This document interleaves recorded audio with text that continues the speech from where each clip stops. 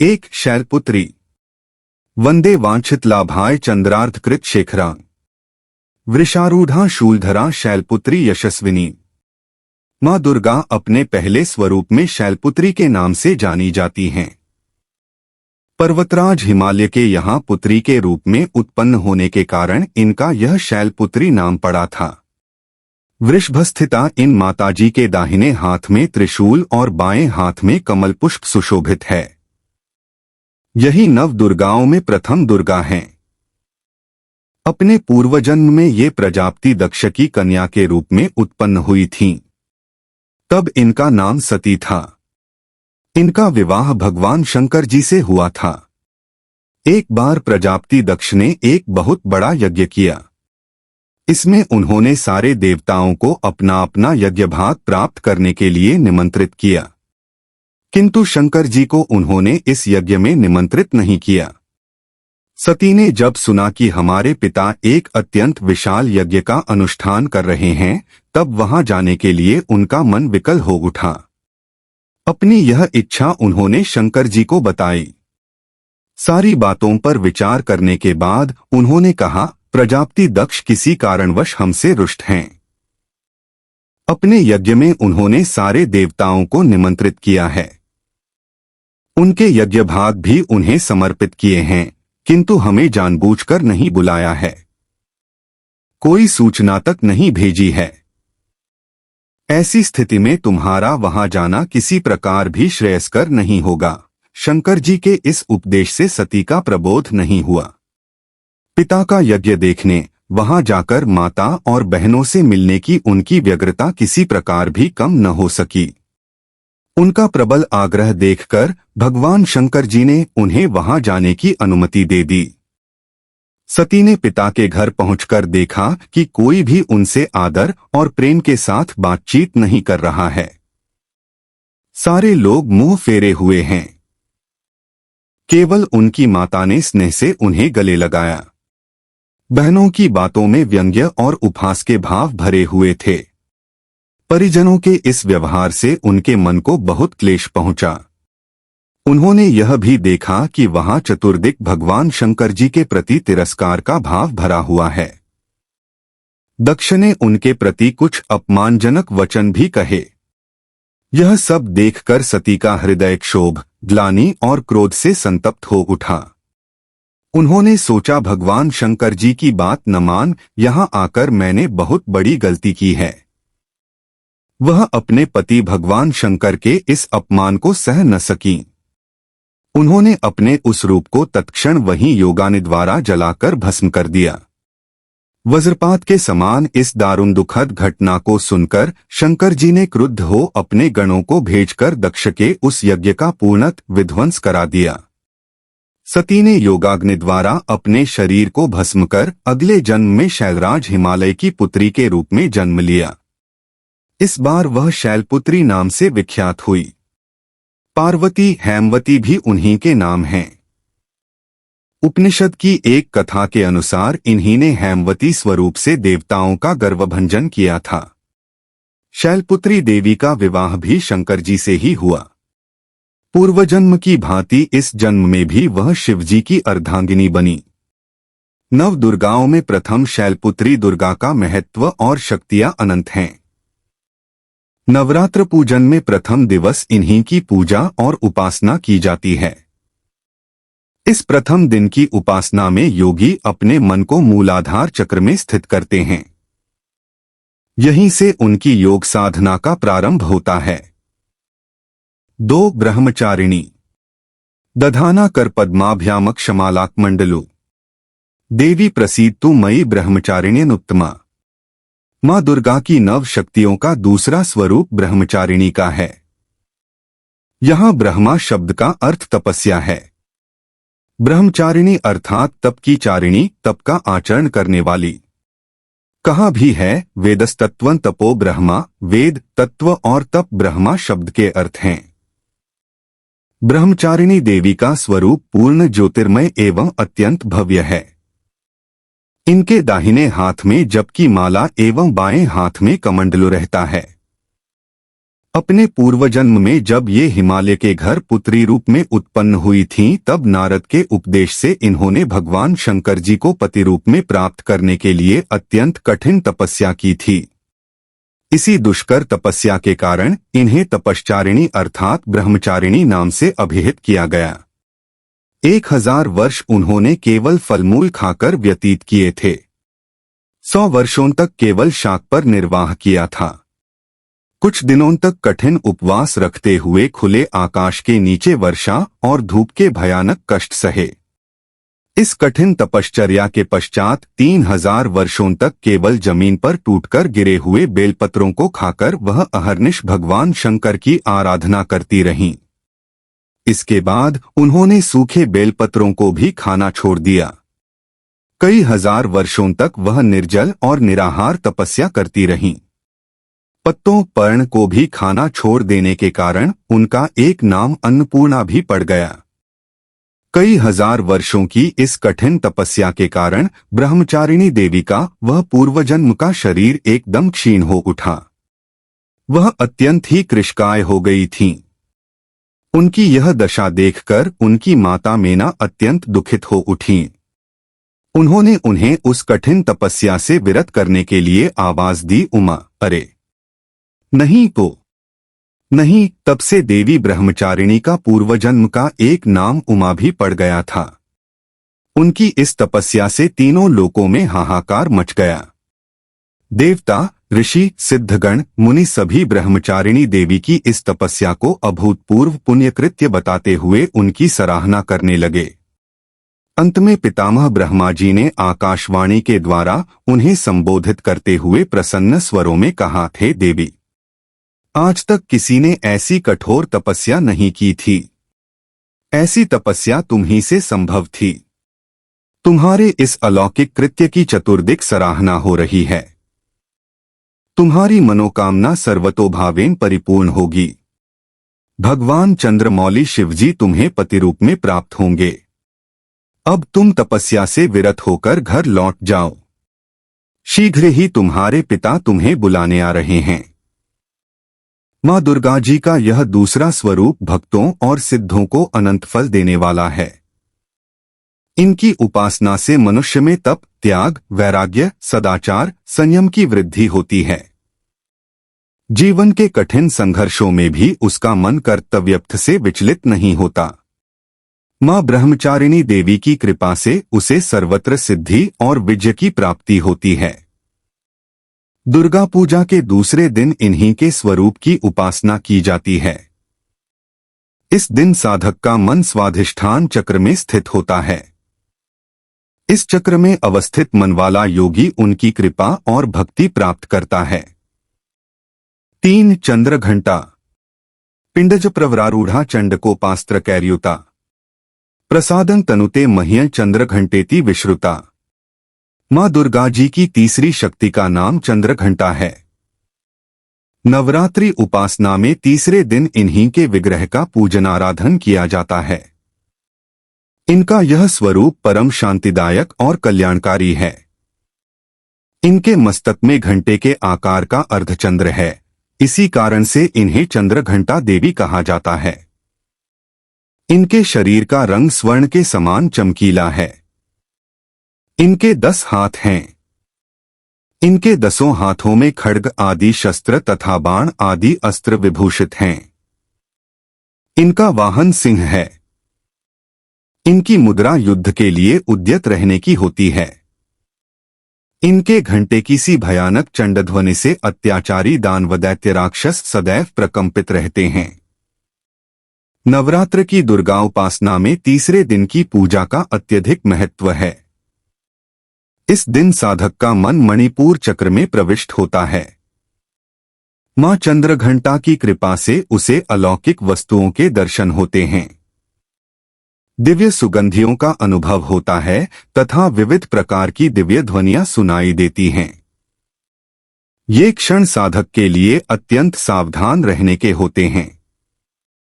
मां चंद्रघंटा की कृपा से साधक के समस्त पाप और बाधाएं विनष्ट हो जाती हैं।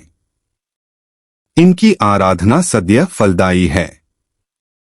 इनकी मुद्रा सदैव युद्ध के लिए अभिमुख रहने की होती है, अत भक्तों के कष्ट का निवारण ये अत्यंत शीघ्र कर देती हैं।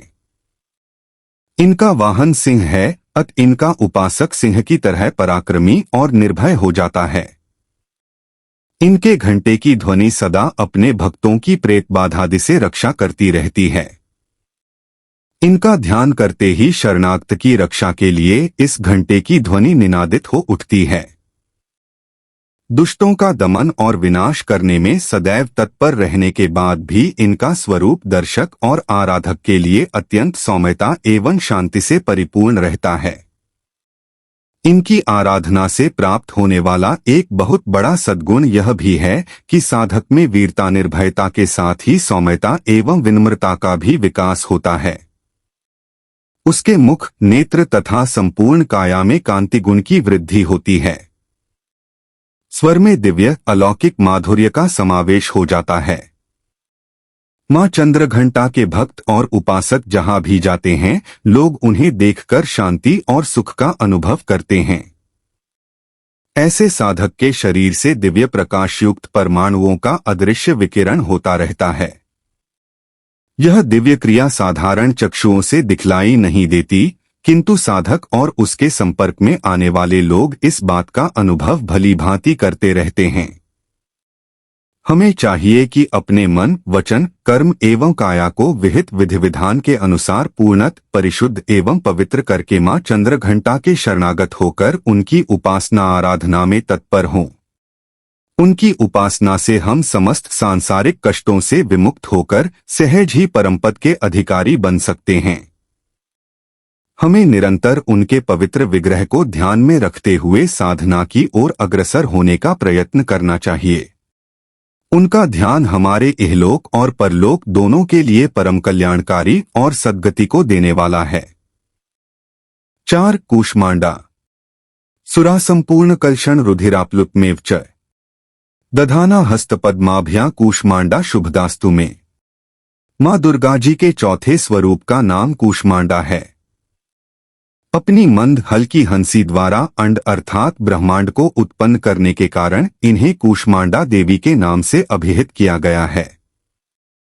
जब सृष्टि का अस्तित्व नहीं था, चारों ओर अंधकार ही अंधकार व्याप्त था, तब इन्हीं देवी ने अपने ईशत हास्य से ब्रह्मांड की रचना की थी। अत यही सृष्टि की आदिस्वरूपा आदि शक्ति हैं। इनके पूर्व ब्रह्मांड का अस्तित्व था ही नहीं। इनका निवास सूर्यमंडल के भीतर के लोक में है। सूर्यलोक में निवास कर सकने की क्षमता और शक्ति केवल इन्हीं में है। इनके शरीर की कांति और प्रभा भी सूर्य के समान ही देदीप्यमान और भास्कर है। इनके तेज की तुलना इन्हीं से की जा सकती है। अन्य कोई भी देवी देवता इनके तेज और प्रभाव की समता नहीं कर सकते। इन्हीं के तेज और प्रकाश से दसों दिशाएं प्रकाशित हो रही हैं। ब्रह्मांड की सभी वस्तुओं और प्राणियों में अवस्थित तेज इन्हीं की छाया है। इनकी 8 भुजाएं हैं। अत ये अष्टभुजा देवी के नाम से भी विख्यात हैं। इनके 7 हाथों में क्रमशः कमंडलू, धनुष, बाण, कमल पुष्प, अमृत पूर्ण कलश, चक्र तथा गदा है। 8वें हाथ में सभी सिद्धियों और निधियों को देने वाली जपमाला है। इनका वाहन सिंह है। संस्कृत भाषा में कूष्मांड कुम्हड़े को कहते हैं। बलियों में कुम्हड़े की बलि इन्हें सर्वाधिक प्रिय है। इस कारण से भी ये कूष्मांडा कही जाती हैं।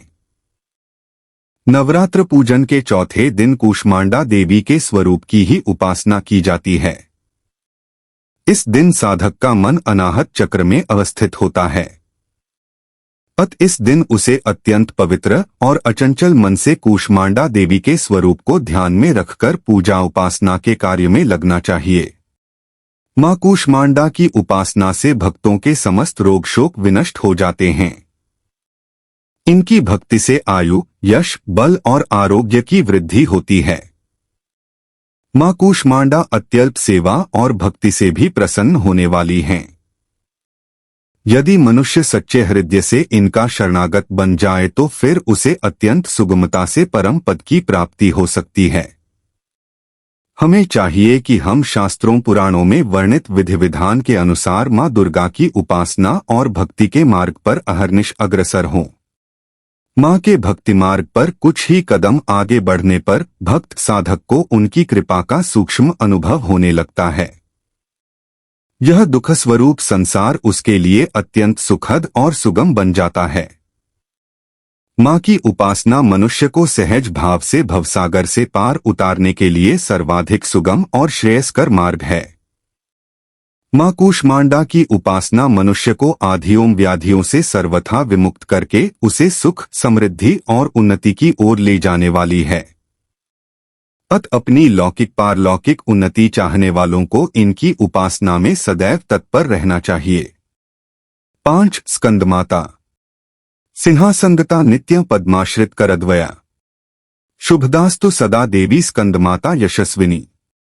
मां दुर्गा जी के 5वें स्वरूप को स्कंदमाता के नाम से जाना जाता है। ये भगवान स्कंद कुमार कार्तिकेय नाम से भी जाने जाते हैं। ये प्रसिद्ध देवासुर संग्राम में देवताओं के सेनापति बने थे। पुराणों में इन्हें कुमार और शक्तिधर कहकर इनकी महिमा का वर्णन किया गया है। इनका वाहन मयूर है। इन्हें मयूर वाहन के नाम से भी अभिहित किया गया है। इन्हीं भगवान स्कंद की माता होने के कारण मां दुर्गा जी के इस 5वें स्वरूप को स्कंदमाता के नाम से जाना जाता है। इनकी उपासना नवरात्रि पूजा के 5वें दिन की जाती है। इस दिन साधक का मन विशुद्ध चक्र में अवस्थित होता है। इनके विग्रह में भगवान स्कंद जी बाल रूप में इनकी गोद में बैठे होते हैं। स्कंदमात स्वरूपिणी देवी की 4 भुजाएं हैं। ये दाहिनी तरफ की ऊपर वाली भुजा से भगवान स्कंद को गोद में पकड़े हुए हैं और दाहिनी तरफ की नीचे वाली भुजा जो ऊपर की ओर उठी हुई है उसमें कमल पुष्प है। बाईं तरफ की ऊपर वाली भुजा वर मुद्रा में तथा नीचे वाली भुजा जो ऊपर की ओर उठी है उसमें भी कमल पुष्प ली हुई हैं। इनका वर्ण पूर्णतः शुभ है। ये कमल के आसन पर विराजमान रहती हैं। इसी कारण से इन्हें पद्मासना देवी भी कहा जाता है। सिंह भी इनका वाहन है। नवरात्र पूजन के 5वें दिन का शास्त्रों में पुष्कल महत्व बताया गया है। इस चक्र में अवस्थित मन वाले साधक की समस्त बाह्य क्रियाओं एवं चित्तवृत्तियों का लोप हो जाता है। वह विशुद्ध चैतन्य स्वरूप की ओर अग्रसर हो रहा होता है। उसका मन समस्त लौकिक, सांसारिक, मायिक बंधनों से विमुक्त होकर पद्मासना मां स्कंदमाता के स्वरूप में पूर्णतः तल्लीन होता है। इस समय साधक को पूर्ण सावधानी के साथ उपासना की ओर अग्रसर होना चाहिए। उसे अपनी समस्त ध्यानवृत्तियों को एकाग्र रखते हुए साधना के पथ पर आगे बढ़ना चाहिए। मां स्कंदमाता की उपासना से भक्त की समस्त इच्छाएं पूर्ण हो जाती हैं। इस मृत्युलोक में ही उसे परम शांति और सुख का अनुभव होने लगता है। उसके लिए मोक्ष का द्वार स्वयं सुलभ हो जाता है। स्कंदमाता की उपासना से बालरूप स्कंद भगवान की उपासना भी स्वयं हो जाती है। यह विशेषता केवल इन्हीं को प्राप्त है। साधक को स्कंदमाता की उपासना की ओर विशेष ध्यान देना चाहिए। सूर्यमंडल की अधिष्ठात्री देवी होने के कारण इनका उपासक अलौकिक तेज एवं कांति से संपन्न हो जाता है। एक अलौकिक प्रभामंडल अदृश्य भाव से सदैव उसके चतुर्दिक परिव्याप्त रहता है। यह प्रभामंडल प्रतिक्षण उसके योगक्षेम का निर्वहन करता रहता है। हमें एकाग्र भाव से मन को पवित्र रखकर मां की शरण में आने का प्रयत्न करना चाहिए।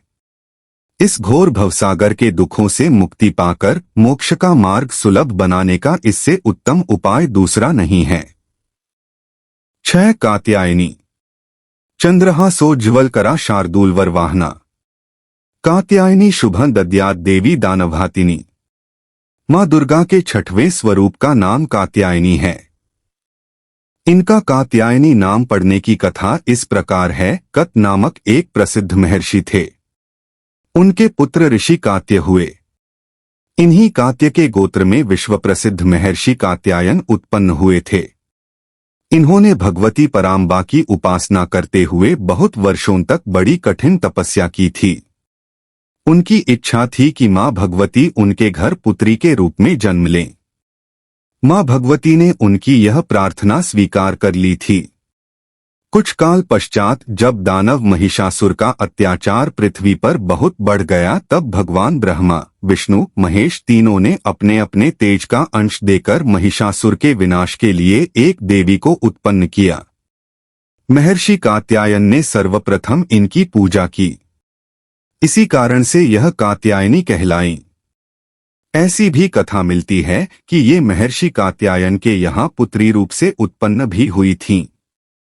आश्विन कृष्ण चतुर्दशी को जन्म लेकर शुक्ल सप्तमी, अष्टमी तथा नवमी तक 3 दिन इन्होंने कात्यायन ऋषि की पूजा ग्रहण कर दशमी को महिषासुर का वध किया था। मां कात्यायनी अमोघ फलदायिनी हैं। भगवान कृष्ण को पति रूप में पाने के लिए व्रज की गोपियों ने इन्हीं की पूजा कालिंदी यमुना के तट पर की थी। ये व्रजमंडल की अधिष्ठात्री देवी के रूप में प्रतिष्ठित हैं। इनका स्वरूप अत्यंत ही भव्य और दिव्य है। इनका वर्ण स्वर्ण के समान चमकीला और भास्कर है। इनकी 4 भुजाएं हैं। माताजी का दाहिनी तरफ का ऊपर वाला हाथ अभय मुद्रा में है तथा नीचे वाला वर मुद्रा में है। बाईं तरफ के ऊपर वाले हाथ में तलवार और नीचे वाले हाथ में कमल पुष्प सुशोभित है। इनका वाहन सिंह है। दुर्गा पूजा के 6वें दिन इनके स्वरूप की उपासना की जाती है। उस दिन साधक का मन आज्ञा चक्र में स्थित होता है। योग साधना में इस आज्ञा चक्र का अत्यंत महत्वपूर्ण स्थान है। इस चक्र में स्थित मन वाला साधक मां कात्यायनी के चरणों में अपना सर्वस्व निवेदित कर देता है। परिपूर्ण आत्मदान करने वाले ऐसे भक्त को सहज भाव से मां कात्यायनी के दर्शन प्राप्त हो जाते हैं। मां कात्यायनी की भक्ति और उपासना द्वारा मनुष्य को बड़ी सरलता से अर्थ, धर्म, काम, मोक्ष 4 फलों की प्राप्ति हो जाती है। वह इस लोक में स्थित रहकर भी अलौकिक तेज और प्रभाव से युक्त हो जाता है। उसके रोग, शोक, संताप, भय आदि सर्वथा विनष्ट हो जाते हैं। जन्म जन्मांतर के पापों को विनष्ट करने के लिए मां की उपासना से अधिक सुगम और सरल मार्ग दूसरा नहीं है। इनका उपासक निरंतर इनके सानिध्य में रहकर परमपद का अधिकारी बन जाता है। अतः हमें सर्वतोभावेन मां के शरणागत होकर उनकी पूजा उपासना के लिए तत्पर होना चाहिए। 7 कालरात्रि। एकवेणी जपाकर्ण पूरा नग्ना खरा स्थिता। लंबोष्ठी कर्णिका कर्णी तैलाभ्यक्त श्रीरिणी। वामपादोल्लस लोहलता कंटक भूषणा। वर्धन मूर्ध ध्वजा कृष्णा कालरात्रिर्भयंकरी। मां दुर्गा जी की 7वीं शक्ति कालरात्रि के नाम से जानी जाती हैं। इनके शरीर का रंग घने अंधकार की तरह एकदम काला है। सिर के बाल बिखरे हुए हैं। गले में विद्युत की तरह चमकने वाली माला है। इनके 3 नेत्र हैं। ये तीनों नेत्र ब्रह्मांड के सदृश गोल हैं। इनसे विद्युत के समान चमकीली किरणें निःसृत होती रहती हैं। इनकी नासिका के श्वास प्रश्वास से अग्नि की भयंकर ज्वालाएं निकलती रहती हैं। इनका वाहन गर्दभ गधा है। ऊपर उठे हुए दाहिने हाथ की वर मुद्रा से सभी को वर प्रदान करती हैं। दाहिनी तरफ का नीचे वाला हाथ अभय मुद्रा में है। बाईं तरफ के ऊपर वाले हाथ में लोहे का कांटा तथा नीचे वाले हाथ में खड्ग कटार है। मां कालरात्रि का स्वरूप देखने में अत्यंत भयानक है, लेकिन ये सदैव शुभ फल ही देने वाली हैं। इसी कारण इनका एक नाम शुभंकरी भी है। अतः इनसे भक्तों को किसी प्रकार भी भयभीत अथवा आतंकित होने की आवश्यकता नहीं है। दुर्गा पूजा के 7वें दिन मां कालरात्रि की उपासना का विधान है। इस दिन साधक का मन सहस्रार चक्र में स्थित रहता है। उसके लिए ब्रह्मांड की समस्त सिद्धियों का द्वार खुलने लगता है। इस चक्र में स्थित साधक का मन पूर्णतः मां कालरात्रि के स्वरूप में अवस्थित रहता है। उनके साक्षात्कार से मिलने वाले पुण्य का वह भागी हो जाता है। उसके समस्त पापों विघ्नों का नाश हो जाता है। उसे अक्षय पुण्यलोकों की प्राप्ति होती है। मां कालरात्रि दुष्टों का विनाश करने वाली हैं। दानव, दैत्य, राक्षस, भूत, प्रेत आदि इनके स्मरण मात्र से ही भयभीत होकर भाग जाते हैं। ये ग्रह बाधाओं को भी दूर करने वाली हैं। इनके उपासक को अग्नि भय, जल भय, जंतु भय, शत्रु भय, रात्रि भय आदि कभी नहीं होते। इनकी कृपा से वह सर्वथा भयमुक्त हो जाता है। मां कालरात्रि के स्वरूप विग्रह को अपने हृदय में अवस्थित करके मनुष्य को एकनिष्ठ भाव से उनकी उपासना करनी चाहिए। यम, नियम, संयम का उसे पूर्ण पालन करना चाहिए। मन, वचन, काया की पवित्रता रखनी चाहिए। यह शुभंकरी देवी हैं। उनकी उपासना से होने वाले शुभों की गणना नहीं की जा सकती। हमें निरंतर उनका स्मरण, ध्यान और पूजन करना चाहिए। 8 महागौरी। श्वेते वृषे समारूढ़ा श्वेतांबरधरा शुचिः। महागौरी शुभं दद्यान महादेव प्रमोदा। मां दुर्गा जी की 8वीं शक्ति का नाम महागौरी है। इनका वर्ण पूर्णतः गौर है। इस गौरता की उपमा शंख, चंद्र और कुंद के फूल से दी गई है। इनकी आयु 8 वर्ष की मानी गई है। अष्टवर्षा भवेद गौरी।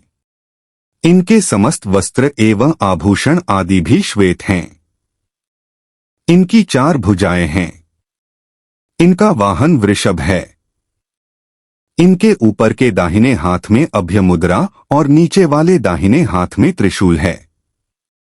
ऊपर वाले बाएं हाथ में डमरू और नीचे के बाएं हाथ में वर मुद्रा है। इनकी मुद्रा अत्यंत शांत है। अपने पार्वती रूप में इन्होंने भगवान शिव को पति रूप में प्राप्त करने के लिए बड़ी कठोर तपस्या की थी। इनकी प्रतिज्ञा थी कि व्रियः वर्धन शंभु नान्य देवम महेश्वरा। नारद 5 रात्र। गोस्वामी तुलसीदास जी के अनुसार भी इन्होंने भगवान शिव के वरण के लिए कठोर संकल्प लिया था। जन्म कोटि लगी रगर हमारी, बरो शंभु न तरहु कुआरी। इस कठोर तपस्या के कारण इनका शरीर एकदम काला पड़ गया। इनकी तपस्या से प्रसन्न और संतुष्ट होकर जब भगवान शिव ने इनके शरीर को गंगा जी के पवित्र जल से मलकर धोया तब वह विद्युत प्रभा के समान अत्यंत कांतिमान गौर हो उठा। तभी से इनका नाम महागौरी पड़ा। दुर्गा पूजा के 8वें दिन महागौरी की उपासना का विधान है। इनकी शक्ति अमोघ और सद्य फलदायिनी है। इनकी उपासना से भक्तों के सभी कल्मश धुल जाते हैं। उनके पूर्व संचित पाप भी विनष्ट हो जाते हैं। भविष्य में पाप, संताप, दैन्य दुख उसके पास कभी नहीं आते। वह सभी प्रकार से पवित्र और अक्षय पुण्यों का अधिकारी हो जाता है। मां महागौरी का ध्यान स्मरण, पूजनाराधन भक्तों के लिए सर्वविध कल्याणकारी है। हमें सदैव इनका ध्यान करना चाहिए। इनकी कृपा से अलौकिक सिद्धियों की प्राप्ति होती है। मन को अनन्य भाव से एकनिष्ठ कर मनुष्य को सदैव इनके ही पादारविंदों का ध्यान करना चाहिए। ये भक्तों का कष्ट अवश्य ही दूर करती हैं। इनकी उपासना से आर्तजनों के असंभव कार्य भी संभव हो जाते हैं। अत इनके चरणों की शरण पाने के लिए हमें सर्वविध प्रयत्न करना चाहिए। पुराणों में इनकी महिमा का प्रचुर आख्यान किया गया है। ये मनुष्य की वृत्तियों को सत की ओर प्रेरित करके असत का विनाश करती हैं। हमें प्रपत्तिभाव से सदैव इनका शरणागत बनना चाहिए। 9 सिद्धिदात्री। सिद्धगंधर्वयक्षाद्यैर सुरैर्मरैर्पि सेव्यमाना सदा भूयात सिद्धिदा सिद्धिदायिनी। मां दुर्गा जी की 9वीं शक्ति का नाम सिद्धिदात्री है। ये सभी प्रकार की सिद्धियों को देने वाली हैं। मार्कंडेय पुराण के अनुसार अणिमा, महिमा, गरिमा, लघिमा, प्राप्ति, प्राकाम्य, ईशित्व और वशित्व ये 8 सिद्धियां होती हैं। ब्रह्मवैवर्त पुराण के श्री कृष्ण जन्मखंड में यह संख्या 18 बताई गई है। इनके नाम इस प्रकार हैं: 1 अणिमा, 2 लघिमा, 3 प्राप्ति, 4 प्राकाम्य, 5 महिमा, 6 ईशित्व वशिव, 7 सर्वकामावसायिता, 8 सर्वज्ञत्व, 9 दूरश्रवण, 10 परकाय प्रवेशन, 11 वाक्सिद्धि, 12 कल्पवृक्षत्व, 13 सृष्टि, 14 संहारकरण सामर्थ्य, 15 अमरत्व, 16 सर्वन्यायकत्व, 17 भावना, 18 सिद्धि। मां सिद्धिदात्री भक्तों और साधकों को ये सभी सिद्धियां प्रदान करने में समर्थ हैं। देवी पुराण के अनुसार भगवान शिव ने इनकी कृपा से ही इन सिद्धियों को प्राप्त किया था। इनकी अनुकंपा से ही भगवान शिव का आधा शरीर देवी का हुआ था। इसी कारण वह लोक में अर्धनारीश्वर नाम से प्रसिद्ध हुए। मां सिद्धिदात्री 4 भुजाओं वाली हैं। इनका वाहन सिंह है। ये कमल पुष्प पर भी आसीन होती हैं। इनकी दाहिनी तरफ के नीचे वाले हाथ में चक्र, ऊपर वाले हाथ में गदा तथा बाईं तरफ के नीचे वाले हाथ में शंख और ऊपर वाले हाथ में कमल पुष्प है। नवरात्र पूजन के 9वें दिन इनकी उपासना की जाती है। इस दिन शास्त्रीय विधि विधान और पूर्ण निष्ठा के साथ साधना करने वाले साधक को सभी सिद्धियों की प्राप्ति हो जाती है। सृष्टि में कुछ भी उसके लिए अगम्य नहीं रह जाता। ब्रह्मांड पर पूर्ण विजय प्राप्त करने की सामर्थ्य उसमें आ जाती है। प्रत्येक मनुष्य का यह कर्तव्य है कि वह मां सिद्धिदात्री की कृपा प्राप्त करने का निरंतर प्रयत्न करे, उनकी आराधना की ओर अग्रसर हो। इनकी कृपा से अनंत दुखमय संसार से निर्लिप्त रहकर सारे सुखों का भोग करता हुआ वह मोक्ष को प्राप्त कर सकता है। 9 दुर्गाओं में मां सिद्धिदात्री अंतिम हैं। अन्य 8 दुर्गाओं की पूजा उपासना शास्त्रीय विधि विधान के अनुसार करते हुए भक्त दुर्गा पूजा के 9वें दिन इनकी उपासना में प्रवृत्त होते हैं। इन सिद्धिदात्री मां की उपासना पूर्ण कर लेने के बाद भक्तों और साधकों की लौकिक पारलौकिक सभी प्रकार की कामनाओं की पूर्ति हो जाती है। लेकिन सिद्धिदात्री मां के कृपा पात्र भक्त के भीतर कोई ऐसी कामना शेष बचती ही नहीं है जिसे वह पूर्ण करना चाहे। वह सभी सांसारिक इच्छाओं, आवश्यकताओं और स्पृहाओं से ऊपर उठकर मानसिक रूप से मां भगवती के दिव्य लोकों में विचरण करता हुआ उनके कृपारस पीयूष का निरंतर पान करता हुआ विश्व भोग शून्य हो जाता है। मां भगवती का परम सान्निध्य ही उसका सर्वस्व हो जाता है। इस परम पद को पाने के बाद उसे अन्य किसी भी वस्तु की आवश्यकता नहीं रह जाती। मां के चरणों का यह सान्निध्य प्राप्त करने के लिए हमें निरंतर नियमनिष्ठ रहकर उनकी उपासना करनी चाहिए। मां भगवती का स्मरण, ध्यान, पूजन हमें इस संसार की असारता का बोध कराते हुए वास्तविक परम शांतिदायक अमृत पद की ओर ले जाने वाला है।